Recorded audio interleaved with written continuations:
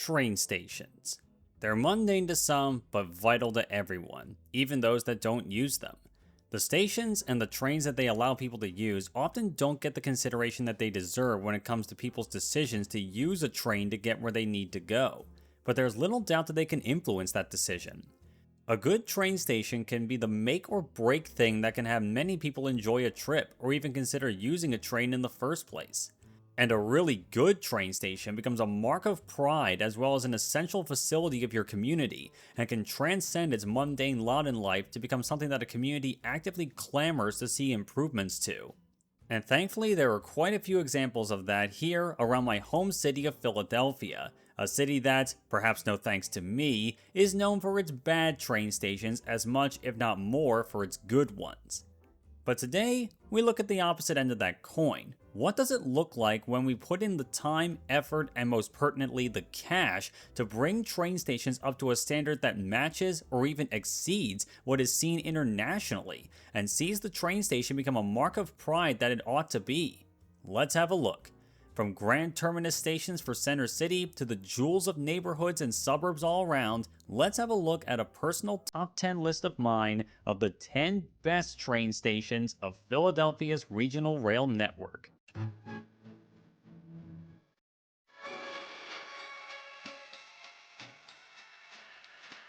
For those that haven't seen my worst stations video yet, here's a brief refresher on my station ranking criteria. I'm judging stations based on both the practical considerations, those being accessibility and the facilities of a station, as well as the atmospheric considerations, which are pretty much just the vibes of the station and the surrounding area. The practical stuff gets you to the station and onto the train easily, and the atmosphere makes you relax while you're here. And you gotta get both of them right to make your train station truly great, effective, and really likable. So with that said, let's dive right into the 10 best train stations of Philadelphia's regional rail network, why they're so good, and perhaps a brief explainer of how most of these stations made the improvements they did in the last few years, even under the forced austerity that SEPTA has been consigned by the state government to work with.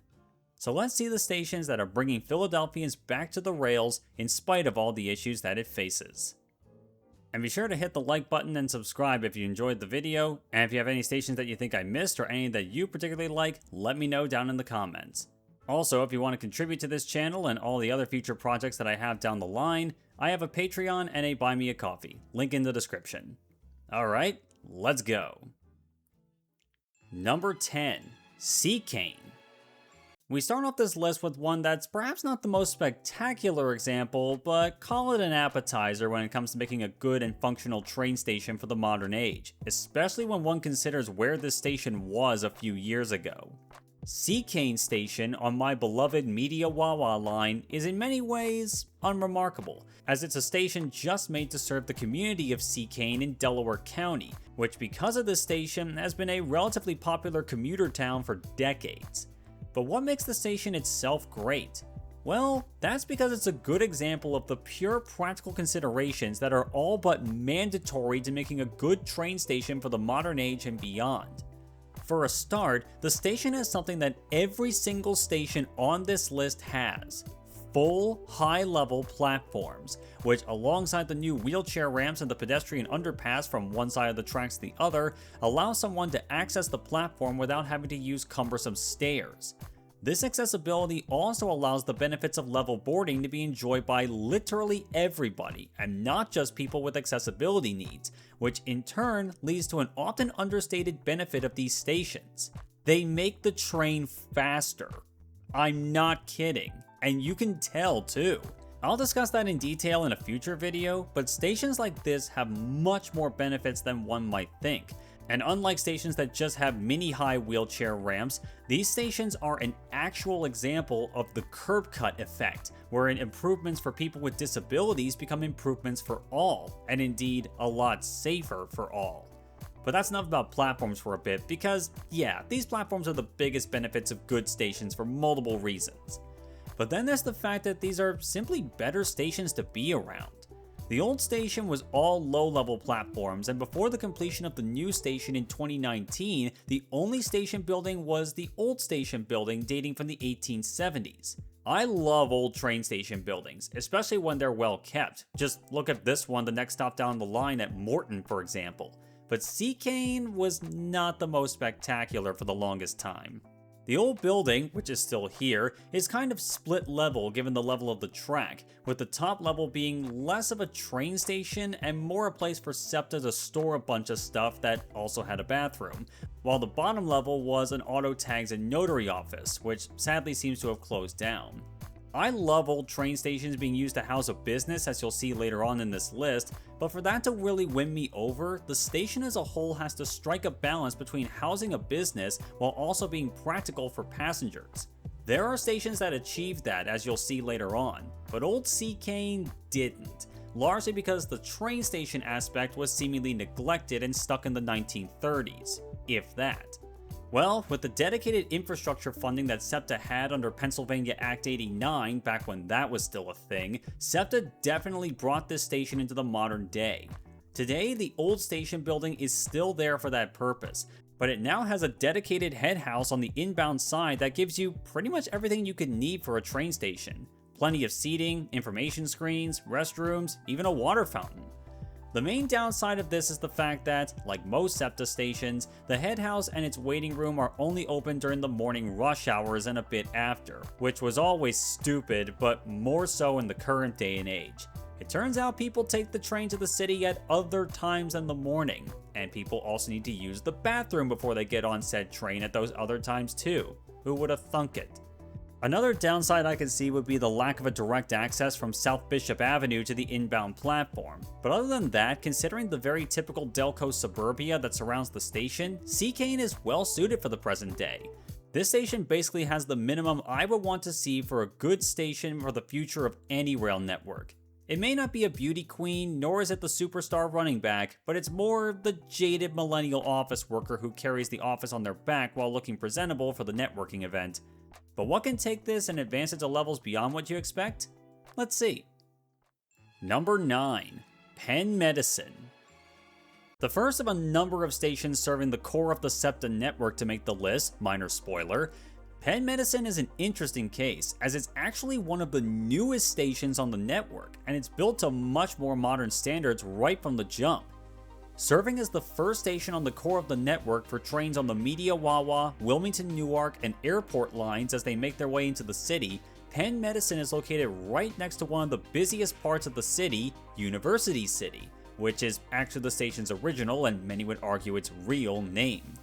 It opened as University City Station in 1995 before getting its current name in 2020 thanks to a sponsorship deal with Penn Medicine Hospital, one of several big ridership drivers in the area, including Penn Medicine, the Children's Hospital of Philadelphia, the Philadelphia VA Hospital, Drexel University, and perhaps most famous of all, the University of Pennsylvania, one of the schools of the famous Ivy League. It therefore is little surprise that these massive traffic drivers make this station consistently in the top 5 most used stations on the network. It really is quite remarkable that there wasn't a station here before then. Not a permanent one anyway, since there was a temporary station that the Pennsylvania Railroad would set up around here in the former rail yard of this place once a year for the Army-Navy football game, which was held at Franklin Field up until the mid-1930s, which overlooks the current station. And this permanent station for University City is definitely a fine one. Naturally, for any new build station, it has high-level platforms, and in this case an elevator to provide access for wheelchair users and the disabled. The station itself is an island platform with 2 tracks, which can be a bit cramped at busy times, but it's typically wide enough that it's not much of an issue. It's not like you're going to be pushed onto the tracks or anything. And when it comes to a place to wait for your train compared to a lot of other stations on the network, this one at least has a distinctive aesthetic, with the red and blue color patterns of the station that make it stand out. Also, unlike most small and mid-sized stations, this one has an actual concourse that you can enter into with ticket machines, which are bizarrely rare on SEPTA Regional Rail, an actual information desk, and it's in an enclosed space to shelter you from annoying things like wind and rain, which in some cases that I've vented about in my worst stations video is seemingly not a requirement. And that concourse is actually kind of nice, with the glass ceiling and the distinctive red and blue tiling throughout the station giving it a unique visual identity, which for newer stations is definitely rare. Another practical thing that I like is how one can get into the station. You can of course arrive at the station on the level after crossing Convention Avenue, but for people coming from the medical centers, there is an actual pedestrian footbridge crossing the road. Actual grade separated access avoiding traffic is always nice to see, and I love that they added this. On the inbound end of the station, there's another sheltered access point coming to and from South Street, where one can connect with the Route 40 bus. Oh yeah, this station actually has connection to local buses, which while that's a normal thing in most major cities worldwide because it actually makes sense to have train stations be bus hubs too, it's bizarrely rare in Philadelphia and other American cities. Rant for another time, but I'm sure it will come up again. When it comes to the station's surrounding vibes though, you can argue it to be a mixed bag. The traffic from South Street isn't the greatest sound in the world, and while there is the historic Franklin Field nearby and there are impressive hospital buildings on the west side of the station, there's also this parking garage that sticks out like a sore thumb.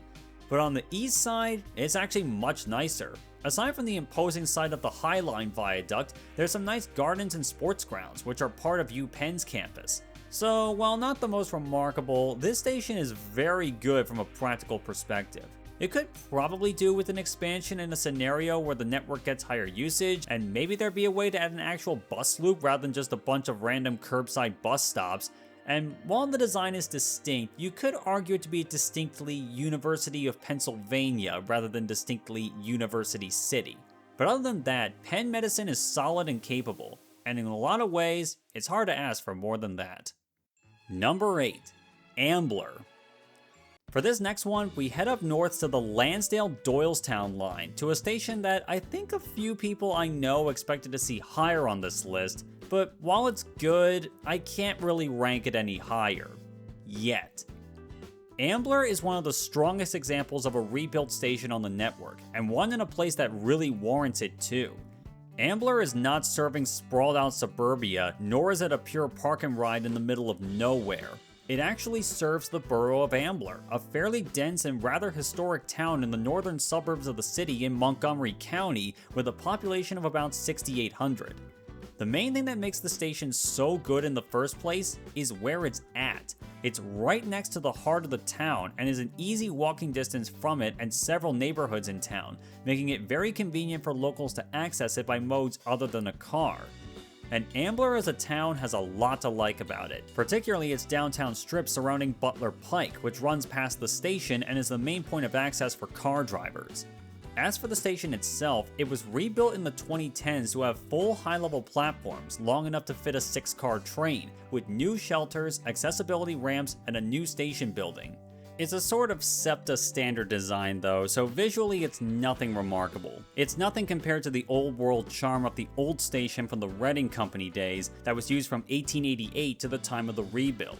But the good news is that the old station is still around. The new one was built on the other side of Butler Pike from the old station, and SEPTA leased out the old station building and now it's a French restaurant. A really expensive French restaurant, but I'm told it's really good.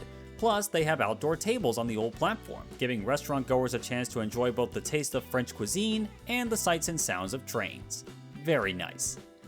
To me, that respect for the history of the place and continuing its usefulness just adds to that charm for me. Also, I like the nice pottery decorations next to the station entrances. Nice little touch.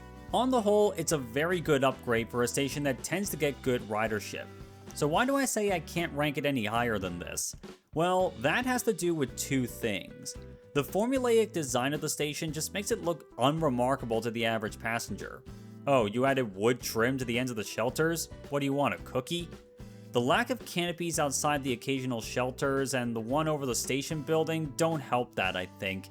If you had one that covered most of the platform, that would be better. Granted, these trees next to the platform definitely help. Alongside that, I'm not the biggest fan of how to get from one side of the tracks to the other just being at the railroad crossing. Much preferred if they had an overpass or an underpass here. Hell, the next station up the line at Fort Washington has one. I'd imagine the space constraints are the reason why it doesn't have one, honestly. Which leads me to probably the big thing that keeps it from being any higher on the list. And that's what's immediately surrounding the station. I look around and all I see is just parking. Yeah, they definitely leaned a bit into the park and ride aspect at this station, and this massive parking lot that's only used for private customers and not by SEPTA riders doesn't help either. It was pretty much empty when I was there. And all that makes it look, dare I say it, a bit soulless, at least at first glance, unless you knew what was just out of line of sight here. Or if you see some of the buildings here anyway. Don't get me wrong, I get why people like this station, but at present, the surrounding area just hurts the vibe a bit. I say at present because there's big news for this station. In February of this year, SEPTA awarded a contract for a new residential and commercial development to be built on about 3.5 acres of parking lots next to the station. It's expected to add about 170 units of transit-oriented development, including multifamily housing and retail. And to that I say, absolutely based. This is the kind of thing that makes the transit system more usable to more people, and it makes people's lives more sustainable too. It's great to see SEPTA finally getting serious about this sort of thing around their stations, the results of which you'll definitely see. Value capture is good, actually. Good job, Ambler. You're already decent now, but it looks like you'll be way better down the line. Who knows? Maybe one day it can kinda be like... Number 7. Conshohocken. Real OG viewers of my channel know this one, but even a few years after the fact, it still kind of impresses me how much of a glow up this station got when it was rebuilt in 2023. Located in its namesake borough of Conshohocken on the banks of the Schuylkill River, this stop on the Manayunk-Norristown line is one of the best examples of what a train station can do for the town it serves, and even the vice versa case, what a town built around a rail line can do for the station. The original station from the Reading Company days was torn down long ago, even as Conchi became a town developing as a suburban business district with office and apartment towers not far from the booming area of King of Prussia. As such, for passengers traveling to and from here, the pre-2023 station was truly dismal. Those who saw an old video of mine on the matter might remember, but the old station had no accessibility functions, a trailer as a waiting room, a crappy bus shelter, and a porta potty as the facilities. Honestly, if it wasn't for the rebuild of the station, Conchi probably would have been considered for my worst stations video. It probably wouldn't have made the full list, but it likely would have been an honorable mention. But thankfully, we achieved a good ending here. The rebuilt station is leagues better. Once again, like Ambler, it's a SEPTA standard design. Pretty much your standard station building with canopies over it and a few shelters, benches, and ramps. But there's also an interesting facet to it that I think most don't notice until they realize how rare it is. On the outbound side of the tracks is the Schuylkill River Trail, a rail trail using a parallel rail line to the current Manayunk-Norristown line. And I mean literally parallel, in that trains from the arch-rival Pennsylvania and Reading railroads used to race each other up the river. This trail runs all the way from South Philadelphia all the way to Reading, about 70 miles away, with more plans to expand it underway. And the trail from Manayunk to Reading is mostly using the former Pennsylvania Railroad right-of-way, whereas SEPTA uses the former Reading Company right-of-way. At Conshohocken Station though, you can walk right from the outbound platform and right onto the trail. A perfect starting point if you were taking your bike out for a long trip from here. And probably all the more so for the people who live around Conshohocken Station. And today, that's become a lot of people. And as you look at all the condos and apartments around here, keep in mind that most of this didn't exist a few years ago. And there's more on the way too, as like Ambler, SEPTA has commissioned more transit-oriented development on unused land next to the station. All of that is excellent to see, and it's a reason why whenever I come to this station on the off-peak period, there's still a lot of people coming and going for each train. It's almost as if that's a sign of a healthy station and a healthy system if done across the network or something. The one drawback of the new station that I keep hearing about though is the reduction in parking capacity and the new development making it so that parking expansion likely will never happen. I can understand why people are worried about this here, because the name Conshohocken tends to conjure the image of horrific traffic jams that are an everyday occurrence on the Schuylkill Expressway, and how a park and ride station could take the pressure off of it a bit. I've already made my stances clear on such stations in a video on that matter last year, but the long and short of it is that park and rides generally are only capable of siphoning off a small fraction of drivers that use a busy highway at the best of times, and they sacrifice the overall long-term growth potential of both the transit network and the city itself by pigeonholing its usefulness. Something go transit. Conshohocken would therefore be a bold place to demonstrate that fact. A place infamous for traffic is building itself into a place where you don't need a car to live in it or to go to the city, whether it be on foot, cycling, or taking the train from the new Conshohocken station. This is the kind of station that more places need to start looking like, though probably a bit less formulaic design would be nice for more of them. And also, like Ambler, maybe get some way to get to the other side of the tracks without crossing the tracks would be great. Maybe. Number 6. Jefferson. We're back in Center City for this one, to the station that was the landmark achievement of the most important project in SEPTA history, and one that has thankfully stood the test of time pretty well. Jefferson Station is one of 3 stations in Center City, Philadelphia on the network, and is by far the newest one, opening in 1984 under the name Market East, which a lot of people still refer to it as today. The station was renamed in 2014 as, you guessed it, part of a sponsorship deal, this one with Thomas Jefferson University Hospital, which is nearby. The station was built to serve the then new Market East shopping district, better known to most Philadelphians as the Gallery, but almost never calling it by its official name now, the Fashion District. And the station was a direct replacement for the iconic Reading Terminal. It was this station that was the one that connected both of the disconnected commuter rail networks into one in the middle of the Center City commuter connection, or just the commuter tunnel. And as a replacement for Reading Terminal and a new built underground station serving an important part of Center City, Philadelphia, they clearly put a lot of effort into making the station work for the people who will use it. Made up of 4 tracks with 2 island platforms, and with a track layout set up so that trains for certain lines will always run on one side of the station or the other, the station actually becomes relatively easy to figure out for something as complex as it is, which is trickier to get right than you might think, especially for an underground station. The concourses plural, there's 2 of them, one at each end, both have pretty much all the things you might need for such a station. Ticket machines, ticket and customer service desks, and plenty of seating. I think the only thing missing is plugs and charging points, but considering this station was built in the 80s, well before cell phones were really a thing, that might be tricky to retrofit in, but it's doable, and they really should. And at the Eastern Concourse, that's to say the one heading into the ex-Reading Company lines, which is to say these lines, the concourse also has a Dunkin' Donuts for everyone that needs their caffeine addiction satiated when they arrive into the city. And it's not the only kind of food you can get, as if you walk into the concourse, you'll find yourself basically in the food court of the Gallery, so you have at least an alright selection of food and drink to get here. In between the 2 main concourses is a hallway connecting them, and in the middle of them is a direct connection to the 11th Street station on the Market Frankford line for those onward connections. And from there you can even walk to the Broad Street line at City Hall. And if you're willing to walk, you could also walk through the mall to get to 8th Street Station, which is both a connecting point for the Market Frankfurt L, but also the Patco Speed line to New Jersey, and is the end terminus of the Broadbridge Spur. Just be prepared to walk the equivalent of 3 blocks to do that. Hi, post-production Steve here. One thing to note, as I was making this video, SEPTA just announced that 11th Street Station, the main one going between Jefferson Station and the Market Frankfurt L, yeah, that's going to be closed for nearly a year, starting on September 5th of this year.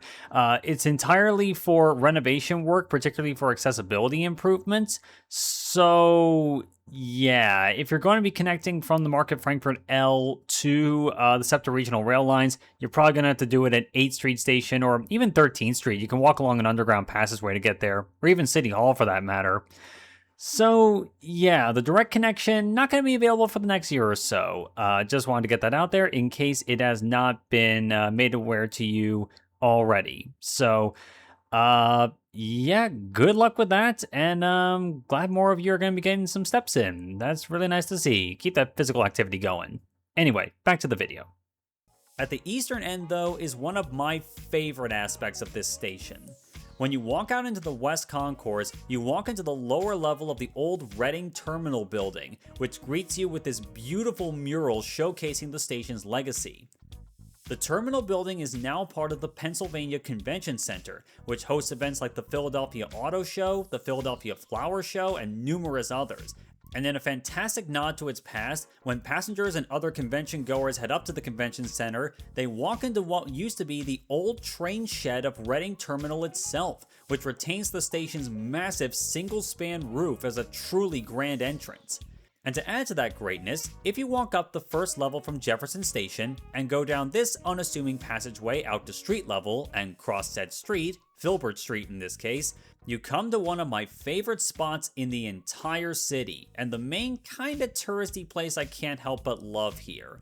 Reading Terminal Market, a classic public marketplace that traces its roots back to the terminal's creation in the 1890s, back when it would get its fresh produce delivered from the farms directly by rail.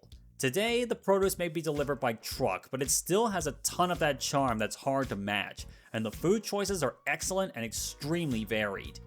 And speaking of the surroundings, aside from the market and the convention center, Jefferson is not far from Philadelphia's Chinatown, and a few blocks away from City Hall and Independence Hall among others, making it a popular starting point for people touring the city.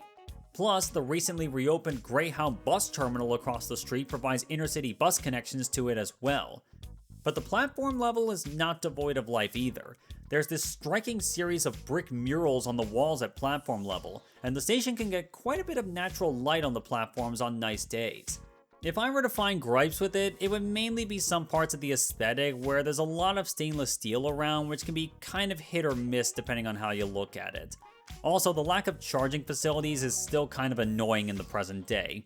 And while the food is great to have around, I would like it if you could also have it be bought in the paid area of the station, like you can at Suburban Station just up the line. But those are minor gripes overall, and whatever may come in terms of updates to the station in the future, there was little doubt to me that Jefferson is an impressive station, especially for the time it was built in. A fine gateway to Center City indeed.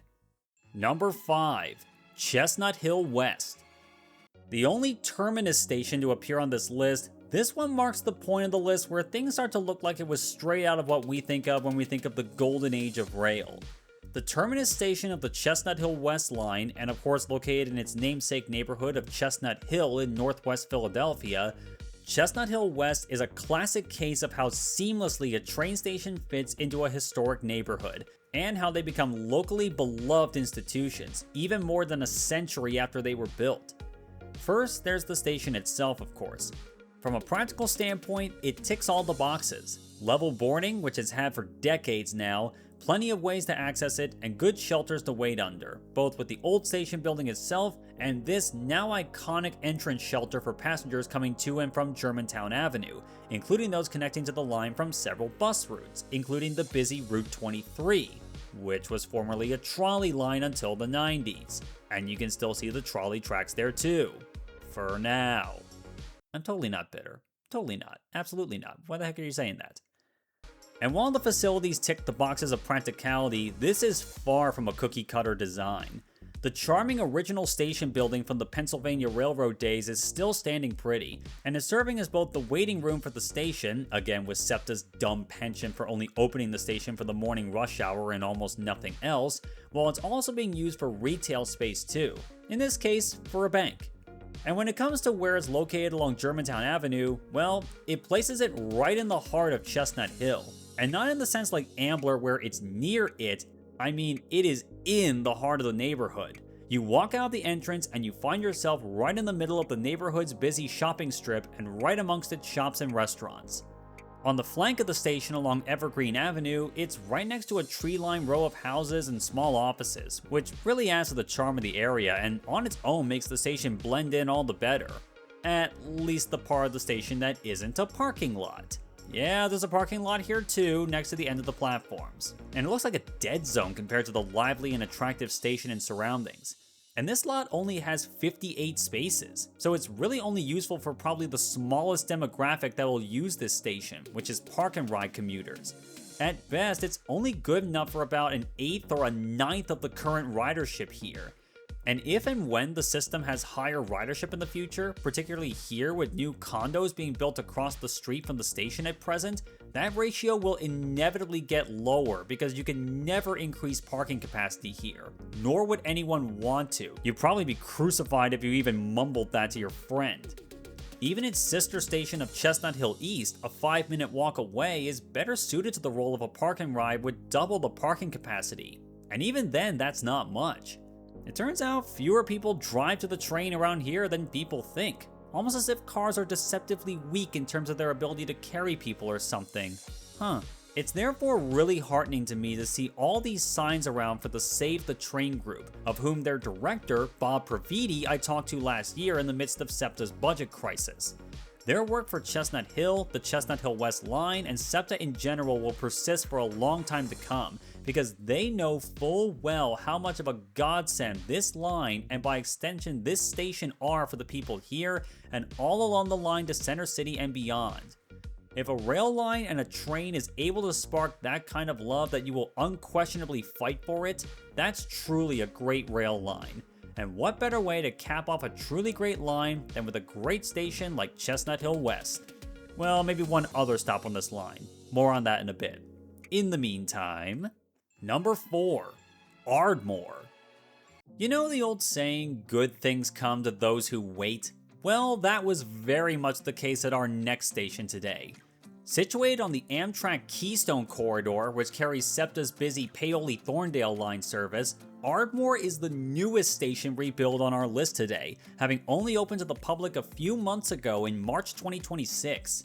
And when it did, a collective sigh of relief was had for everyone in this famous suburb on the main line.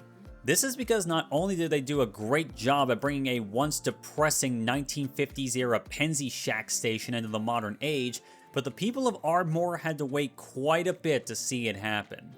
Typically, a train station rebuild like this would take anywhere between 1 to 3 years to complete after you get funding, what with materials, equipment, manpower, engineering work, all that good stuff. With that said, when would you guess this station rebuild began? 2024, 2023, maybe 2022? Not quite. Try 2019. That's right. This station rebuild took nearly 7 years to complete. Now, to be fair, at least 2 years of that had to do with the COVID pandemic, but that's still a long time for a rebuild like this, and a long time for the work site to be dormant and passengers being forced to use the low-level platforms at the end of the station for a long time. After the pandemic ended, work had to be taken slowly for only a few hours a day to not impede SEPTA and Amtrak trains stopping here, as well as finding unexpected problems along the way, like an old hidden oil tank that they never knew was there originally. It became both a running joke and a sore spot for Ardmore, a community that was quite literally built up by the Pennsylvania Railroad running through here. But now, after all that, the new station is here, and while it was annoying to wait that long, what they got was great. Right off the bat, when it comes to the modern station rebuilds, this is one of the better ones you can think of. Long, high-level platforms for level boarding, easy access from all sides, and even elevators for wheelchair access, which apparently were another source of delays at the end of the project. The station does what I think far more stations need to do with full-scale rebuilds: make the station unique and identifiable for the community. This isn't some run-of-the-mill SEPTA standard design for the head house. This is one you can identify as being Ardmore Station. It even has big stone etchings of the letter A in the top of the faux clock towers on both sides, which house the elevator shafts in them. I kinda see that as a missed opportunity for some kind of artwork or even some kind of display showing train departures to the surrounding area, but I'll definitely take it. Inside, it's definitely pretty spacious and airy, what with the big windows in here too, which is definitely better than most standard designs. And speaking of the surroundings, it becomes clear that Ardmore is a community built around the train station when you see what surrounds it.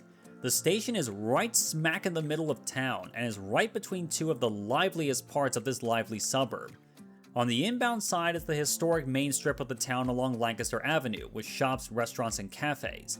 And on the outbound side is a new shopping center, Suburban Square. Real creative name, I know. Which is filled with high-end shops, boutiques, restaurants, and, perhaps fittingly, a mural of a Silverliner 5 on the windows of a Shake Shack.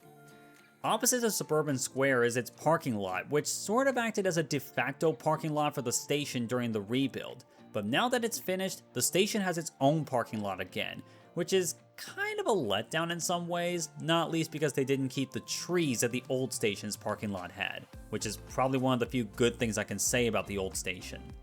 Like Chestnut Hill West, it's kinda sad that so much space had to be dedicated to parking so few cars, with apparently about 200 spaces available overall here. Again, a small fraction of the overall ridership. It is kinda cathartic to me when these kinds of places demonstrate that most suburbanites who use regional rail don't drive here and probably wouldn't even consider it because it's so close. In a place like this, they often just walk or get dropped off by family.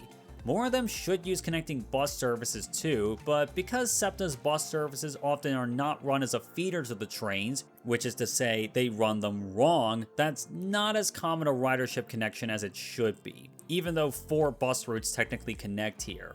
Technically. Rant for another time. But I will say, if you want a more local and very knowledgeable perspective about Ardmore's walkability and urbanism, I highly recommend checking out Jane Walks Ardmore on Instagram, link in the description. But it's great to see that a classic railroad suburb finally has a station that can once more rival its historic glory. I personally would have loved it if somehow the original Ardmore station from 1875 was preserved, but this is definitely the next best thing, and I'm happy for it. Ardmore finally has a train station it can be proud to show off, and people will be happy to ride to and from it, whether it's a commuter trip to Center City or a business trip to Harrisburg. You can finally stop joking and groaning about it, Ardmore. It's yours. Number 3. Wayne. You know how I said that it would have been great if Ardmore had the original 1800 station building? Well, an example of what that might have looked like is just up the Paoli-Thorndale line at Wayne. Not to be confused with Wayne Junction on the other side of the network. And it is fantastic. The historic Victorian Station building, which opened in 1884, is still very much a part of the station and the town's scenery. And it was clear that Wayne loved it, because between 1998 and 2010, the town and SEPTA put a lot of effort into restoring it to its former glory, particularly after they got it placed on the National Register of Historic Places in 1999. SEPTA chipped in a good amount of money for the effort, and they combined to make Wayne Station a true gem and a joy to be around in so many ways. And then came the accessibility improvements. A pair of new high-level platforms were built next to the old buildings on both sides, both preserving the classic structures and adding more facilities for the station's passengers. And I complain about other stations' lack of canopies, and while this station isn't perfect, it has much more shelter, with both the nice old ones and the modern ones providing a lot of shade. And the canopies themselves both look nice and fit well with each other. This is the kind of balance between practicality and vibes that more stations ought to strive to achieve, and it can be achieved in many other places than just here. If your train station has an old building, this is easily achievable. Places like Swarthmore and Wallingford on the Media Wawa line, Elkins Park and Glenside on the SEPTA main line, Beth Ayres and Rydal on the West Trenton line, Willow Grove on the Warminster line, Prospect Park and Foldcroft on the Wilmington Newark line, just to name a few off the top of my head. This one and another station I will get to will forever be the station that I will point to if someone wants to argue that you can't preserve the old station while improving accessibility to modern standards. Those people are stupid and unimaginative, and this station proves it. Short of a comprehensive rebuild program for all the remaining stations on the network, all that's really needed is for the local area to put some care and thought into the station and make the effort necessary to secure the funds for it. It's usually not as expensive as some might fear to bring it up to modern standards, and it pays dividends later, both for the town's economic and environmental sustainability, as well as its appeal, even to people who are just passing through on a train. And that's alongside my 2 favorite things about Wayne Station. First, it's situated right next to the heart of Wayne and its shops and restaurants. And the other is that in the station itself is a really nice cafe, Mad Anthony, which is a local cafe chain along the main line. Honestly though, what can top waiting for your train with a nice coffee, a pastry, a gelato, or in my case, a caprese panini in a beautiful ambiance like this? I can't think of too many, that is, aside from the next 2 stations on the list. Also, these corgis I met there also helped too. They were adorable. I mean this with no exaggeration, a cafe or a restaurant in the station building puts it a mark above most other train stations I've been to, even more so than many equivalent suburban train stations in Europe. A convenience store or a chain food joint is one thing, but a cafe like this? That was exceedingly rare, and I love that businesses like this have been able to make a name for themselves in this way. And a great thing is that it's not the only station on the SEPTA network that does this, not even on this line. Villanova and Malvern have cafes set up in their station buildings, and so does Glenside on the SEPTA main line, and as I discovered recently, Gwinnett Valley on the Lansdale-Doylestown line, just to name a few that I've noticed, alongside another station that I'll get to. If more small town and suburban train stations struck the balance this well with its own twist, I think the world would be a bit of a better place. I honestly was almost reluctant to move on from this place when I was filming it, it's that nice. But we got 2 more really good ones to go to. And speaking of the final 2, it's at this point that I must unveil a twist about them, which consists of a station that I think a lot of people were expecting to see, and one that a lot of people are probably not familiar with. And that has to do with their ranking on this list. It's a tie. This may sound like something to be a bit of a cop-out to some people, but it's my list and I'll do what I damn well want with it. Feel free to argue about which one is clearly better than the other in the comments though. So before I proceed, I think it's time I got some honorable mentions out of the way first. First up, I have Melrose Park on the SEPTA main line. This one is a pretty solid 2010s rebuild, and while it required a new station building on the inbound side that looks okay for a modern station, is of course fully accessible and has plenty of housing around and easy access to the station, alongside keeping an old stone building on the outbound side, even if it's apparently not usable by the public. To me though, it's just a bit too park and ridey and too samey to make the list, but everything else makes it a close contender for the spot. Second, I have a joint entry of 2 modern park and rides that, while they missed the list because they are park and rides, they win a lot of points for their usability even still. Claymont Station on the Wilmington-Newark line and Wawa on the Media Wawa line both push what a park and ride can do. And while park and rides are the lesser kind of modern station overall, these ones are at least nice and usable, even if the road noise brings down the vibe. They also have a lot of potential for surrounding development, which in Wawa's case is kind of being taken advantage of, with great frustrating difficulty by a sprawl development that's a shadow of what it could have been. Great video by Alex Davis here, also Alex, fix your upload schedule. And Claymont could have a lot of potential too, if it's not condemned to its current lot in life of being a spot that's looked at for light industry development.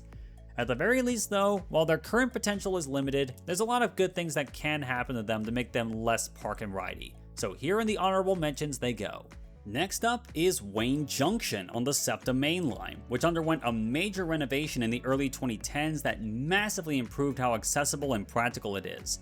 Serving as the last major junction for the network within the city, being where the Chestnut Hill East Line and Fox Chase lines diverge from the main trunk of the SEPTA network, this station definitely needed a lot of work done, and it got it.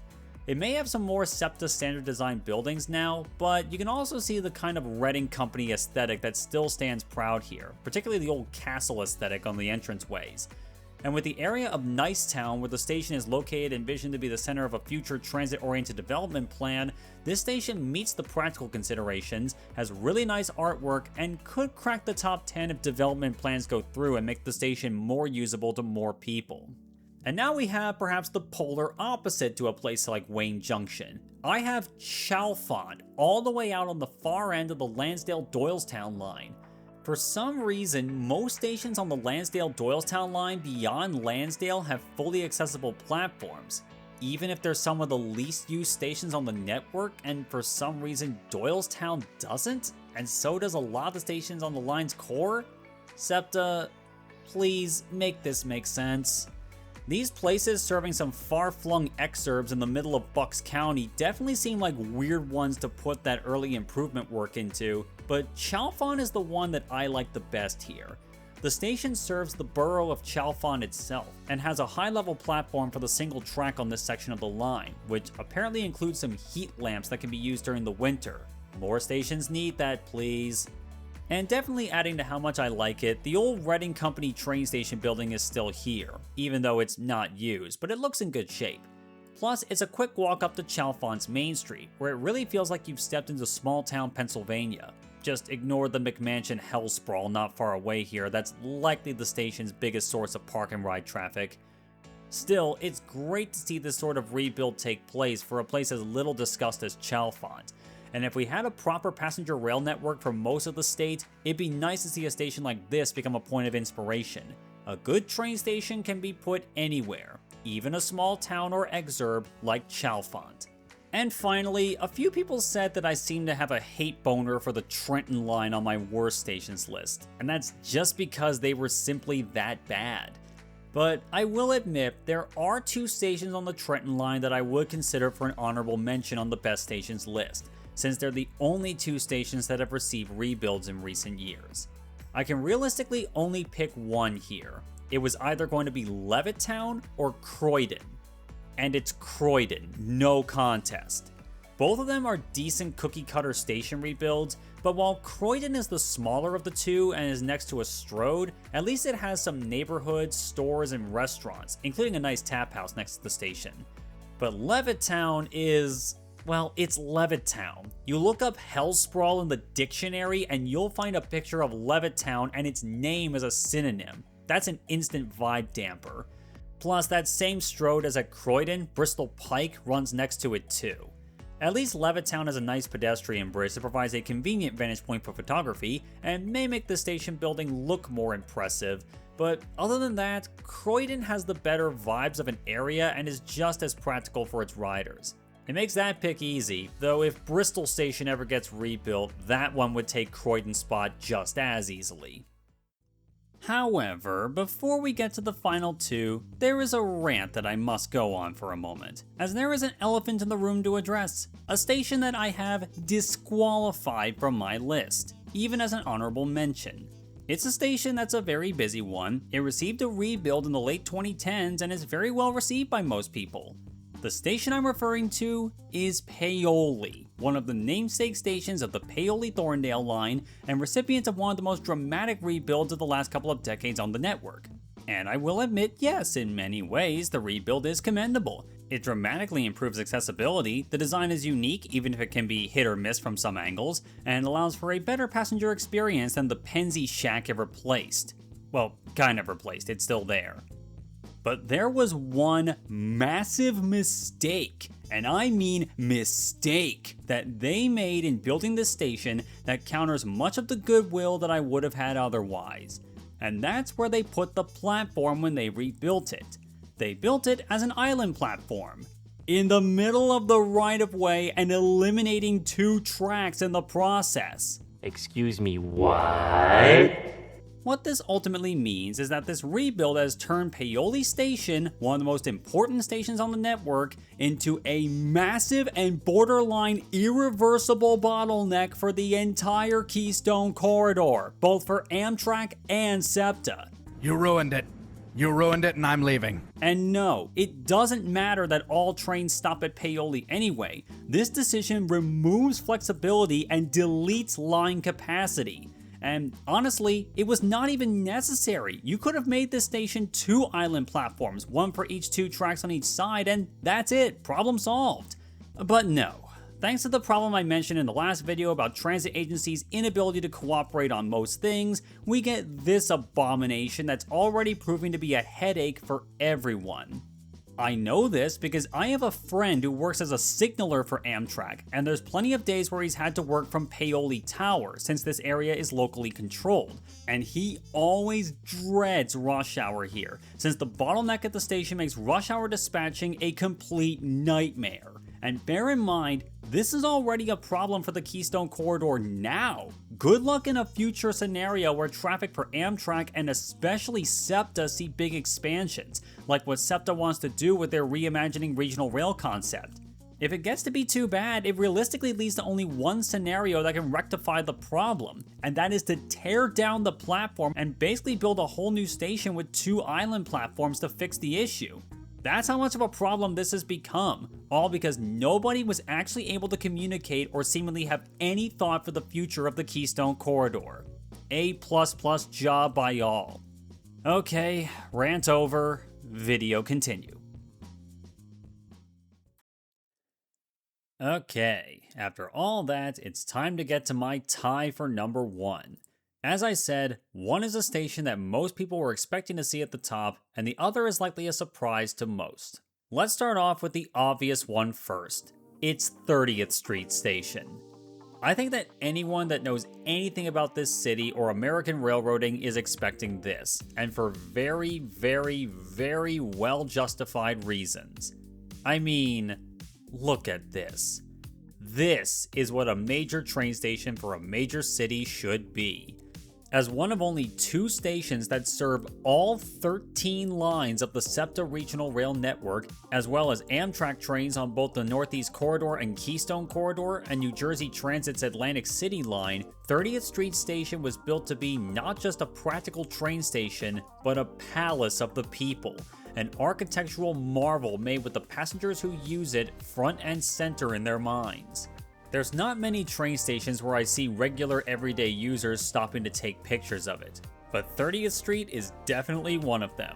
But I think most people around here know that 30th Street is a gem, and a renovation of the station that's underway now and set to be fully complete next year is only set to increase its grandeur and its appeal as an icon of the city. Plus, its location on the west bank of the Schuylkill River has made it a common focal point of a lot of redevelopment happening in the area, making this area of development, called Schuylkill Yards, one of the fastest growing parts of the city. That makes the vibes of the station already immaculate and set to get better. But what about the practical things for SEPTA riders? Sure, one could argue that the concourse for the elevated SEPTA platforms here is nowhere near as spacious as the one at, say, Jefferson earlier on in this list, but it serves its practical purpose just fine. And like Jefferson, you have a regular crew of staff that can help you with anything you might need, a ticket office, including ticket machines for both SEPTA and NJ Transit, as well as a Dunkin' Donuts kiosk and a Pret-a-Manger too, if you're feeling in a healthier/pretentious mood. But up onto the platforms, whether you go up by stairs, elevator, or escalators, the latter of which are surprisingly rare at SEPTA stations, you come to probably the best outdoor platform setup on the network.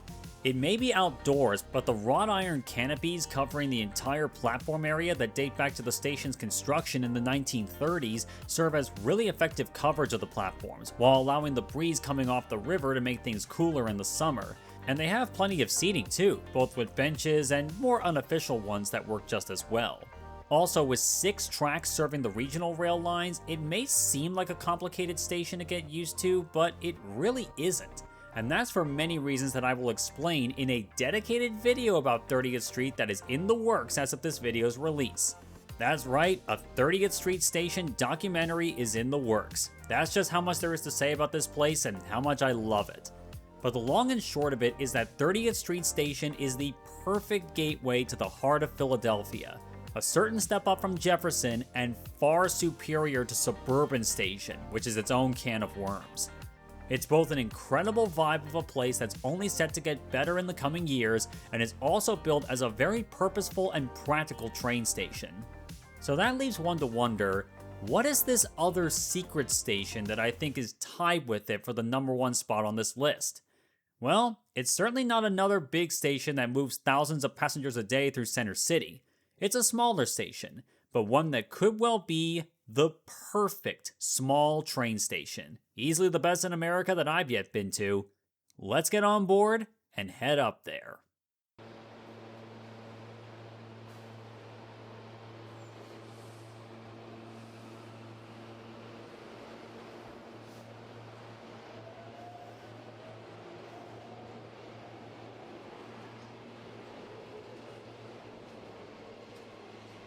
Welcome to Richard Allen Lane. Located in Mount Airy in northwest Philadelphia on the Chestnut Hill West Line, we come to a station that I truly believe is the poster child for an immaculate small station that's made for modern needs, respectful to the past, and has become what every train station should want to be ultimately. A symbol of pride of the community it serves. But before we go much further, I want you to just sit back for a moment and take in the vibe of the place on a lovely summer evening.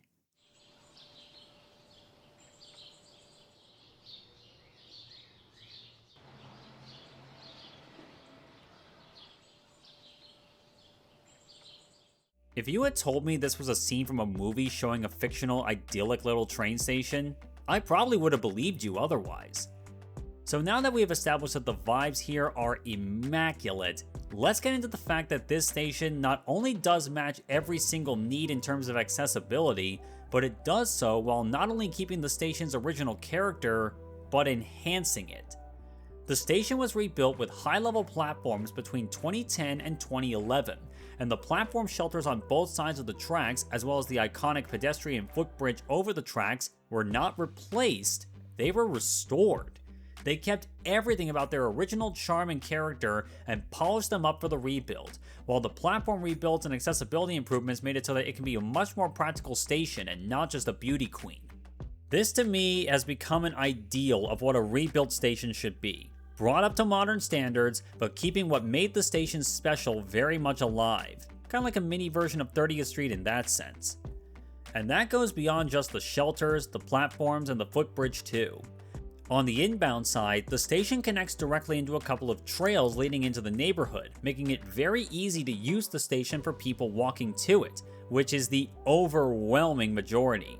In fact, this station only has 6 parking spots. Not 60, not 16, 6. And that's really all it needs. With hundreds of passengers coming and going through the station every day, and the surrounding areas this friendly to walk in, nobody really has any reason to drive to the station, let alone any desire. You can just walk and you feel much better. And on the outbound side, the vibe is all the nicer. The original station building from 1880 is still standing here and looks very nice today. And much like Wayne, the beautiful station is not only still standing, but it also now has a cafe of its own, the High Point Cafe, which I should note, the crepes they make, fantastic, 10 out of 10. And as you sip your coffee and enjoy your crepe as you wait for your train, you might notice a grove of trees with some tables and chairs under it too. It might not officially be a public park, but it might as well be. Almost every time I've come here, it seems as though I see families out here with their kids setting up a makeshift swing set off the trees or playing with toys, or just people coming out here to relax in this lovely little spot. And it's not hard to see why they would. It's genuinely nice here. And that hasn't been lost on the wider community as well. Not only is the cafe and the greenery appealing on the day-to-day, plus the flowers look amazing in the spring, but the station has become a true community focal point. As if you pay attention, you'd see flyers for local events that are held with Richard Allen Lane Station as a focal point. When you see things like a Sunday market with live music and art sellers being set up at your train station, you know you made it. You made the train station into a truly beloved local institution. And like Wayne, it's not hard to see something like this replicated at other stations. Even other stations on this line, like St. Martin's, Carpenter, Tupelhocken, or Queen Lane. And of course on other lines too. Gravers and Mount Airy on Chestnut Hill East, Elkins Park on the SEPTA Main Line, Lansdowne and Morton on the Media Wawa line, and of course, pretty much every other station I mentioned earlier. The potential is sky high, and if a station like Richard Allen Lane is used as the prototype for bringing a historic train station into the modern age, we will truly give ourselves many great stations that people will love and cherish. And that's why it's hard to choose between Richard Allen Lane and 30th Street as the best station on the regional rail. Both of them are very different. One is a massive, imposing, grand terminal meant to be the gateway to a great city. The other is meant to serve a neighborhood both competently and gracefully. Both of them are very different, but both are amazing. And that's why they're tied for number 1 as the best station of Philadelphia's regional rail network. And that brings me to the ultimate takeaway here. American transit agencies are capable of making great things, big and small, when it sets its mind and focuses on it, and more pertinently, when it has the cash to do so. And we have not really been doing that to a significant extent for a long time. The current crop of stations on our regional rail network is extremely varied, from absolute gems to absolute disasters, and everything in between, even on the same line as each other. And the ones that we've seen in this video are the way they are due to concerted efforts to preserve a historic station for the modern age, bring an underwhelming station up to modern standards, or create something entirely new sometimes. We're obviously more than capable of it, so why don't we? To a large extent, it's a lack of will to invest at a political level. The state government has the money, it just doesn't use it for transit. But it's also a lack of vision to the extent that bringing all stations on the network up to modern standards isn't even being considered, let alone acted upon. And the common cost issues of transit construction don't help in this case.